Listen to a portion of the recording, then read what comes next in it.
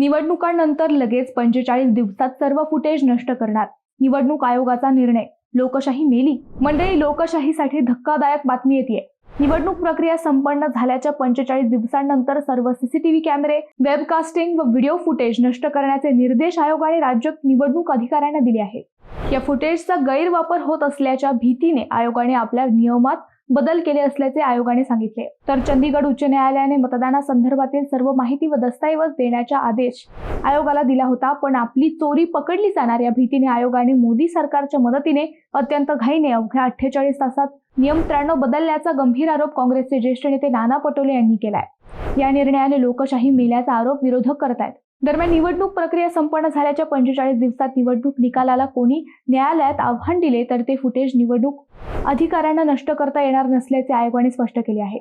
मंडळी, तुम्हाला काय वाटतं? हा निर्णय का घेतला असेल? हा निर्णय लोकशाहीला घातक आहे का? कमेंटमध्ये नक्की सांगा.